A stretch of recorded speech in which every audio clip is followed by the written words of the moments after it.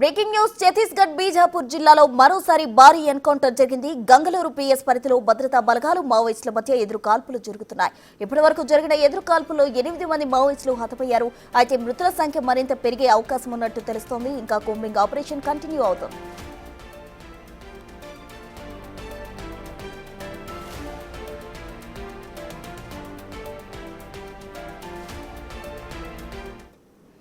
ఛత్తీస్గఢ్ బీజాపూర్ జిల్లాలో కూంబింగ్ కొనసాగుతోంది. ఇప్పటి వరకు 8 మంది మావోయిస్టులు మృతి చెందినట్టు తెలుస్తోంది. ఇంకా మృతుల సంఖ్య పెరిగే అవకాశం కూడా ఉంది అంటున్నారు. దీనికి సంబంధించి పూర్తి వివరాలు మా ప్రతినిధి భాస్కర్ అందిస్తారు. భాస్కర్,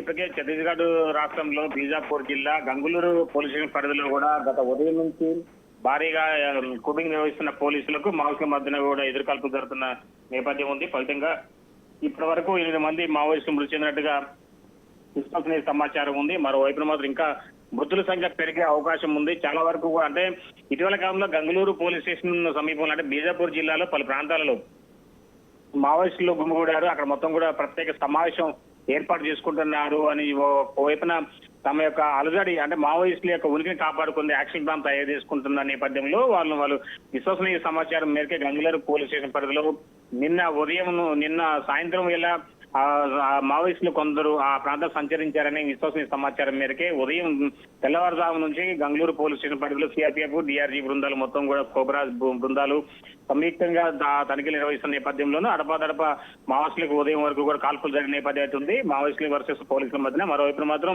ఈ కాల్పుల్లో ఇప్పటి వరకు 8 మంది వరకు కూడా మావోయిస్టులు మృతి చెందినట్టుగా అధికారులు అక్కడ గుర్తించిన నేపథ్యం అయితే, కానీ దీని మాత్రం ఇంతవరకు అధికారికంగా ప్రకటించినటువంటి నేపథ్యం ఉంది. మరోవైపున అంటే ఈ యొక్క మృతి చెందినటువంటి దాంట్లో కూడా మేజర్ మావోయిస్టు నేతలు ఉన్నట్టు కూడా తెలుస్తున్న, కీలకమైన మావోయిస్ట్ నేత కూడా ఉన్నట్టుగా తెలుస్తున్నా ఉంది. అదే కానీ పోలీసులు మాత్రం ఇంతవరకు గోప్యంగా ఉంచుతున్న నేపథ్యం అంటే మృతుల సంఖ్య ఇంకా పెరిగే అవకాశం ఉన్న నేపథ్యంలో సాయంత్రం వరకు కూడా మృతులను గుర్తించి వాళ్ళందరినీ కూడా బీజాపూర్ జిల్లా తీసుకొచ్చి అక్కడ కూడా వాళ్ళు ఐడెంటిఫై చేసే కార్యక్రమం కూడా మెండుగా ఉండే అవకాశం ఉంది. Right Bhaskar, thank you.